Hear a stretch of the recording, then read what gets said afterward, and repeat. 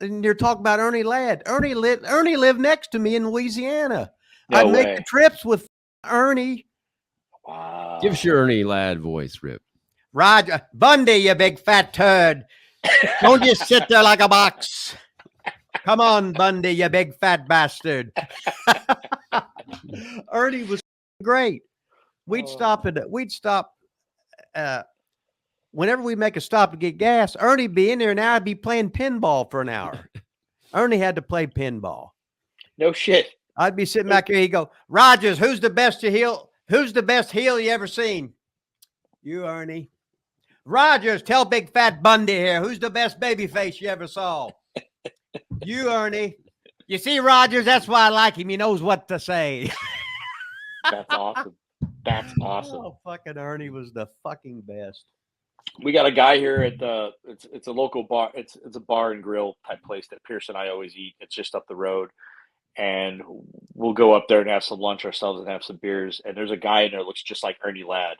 We'll call him Ernie Ladd. Like, he was in there the other day, and my wife was like, "There's Ernie Ladd." I said, "No shit." We hadn't seen him in a while, but we popped like, "There's Ernie Ladd. There's the like." We'll bust into not as good of an impression as you got, but we'll bust into Ernie Ladd voice. We'd work Biloxi, then we would drive all night, and we'd work Houston's on Friday night. And with Paul Bosch and Peter Burkholz and everything, and that was really Watts's best town. God damn it, we had the stadium show with the stadium. Well, we did 35,000 people there at the Superdome, New Orleans. Superdome, I was just saying, yeah. Every Monday night we'd be in Louisiana. And when they do 35,000 people do a Superdome show, you got to remember that it ain't like WWE and they're leaving the dark. They work that every Monday night, no matter what. Wow. In one of the other buildings. But then we would then Friday night we'd pull in and I'd stay at Ernie's in the guest house. And he'd have the buffet come in, nice. and his kids would come in and wake me up and shit, and we'd talk shit. And Ernie had all them stories. I said, Ernie, just talk. Yeah. Just tell me stories. So he'd be talking about Grambling, how he went there on a basketball scholarship, and how he got into wrestling business and playing pro football and his 11 knee operations, talking that shit. And I just sit there. I'm going, I'm the luckiest guy in the world.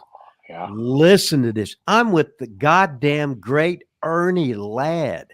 Yeah. Talking shit. He's respecting my opinion, or maybe it wasn't. He's just a hell of a worker, right? It don't matter.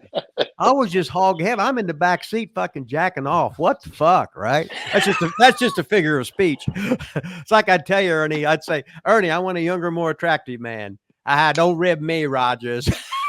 I didn't want to, but no matter how big was that ring in Houston? Like a fucking 25? When you see, I think it was a 24. It was like 22 or 25. When you see that, every time I watch it, I go, how fucking big is that ring? It just looks giant. And like Watts would show up in Houston. The only time you'd see Watts would be Oklahoma City, Tulsa, TV at the Irish McNeil Boys Club in Shreveport, Bossier City, right there.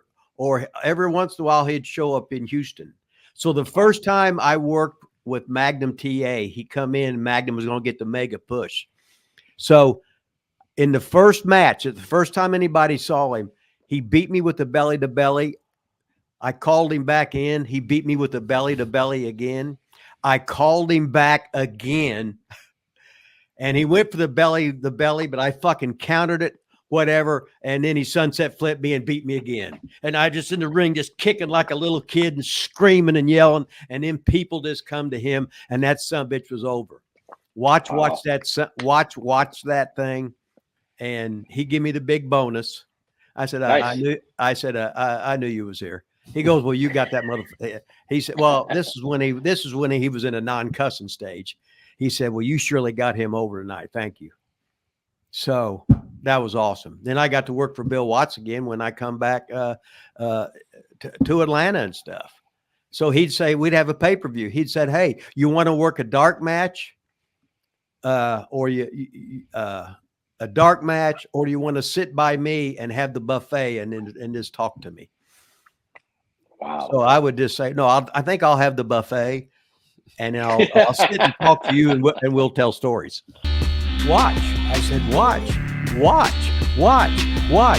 this next video that's coming up on your screen. Remember now, watch it. That I can't get the shit closed.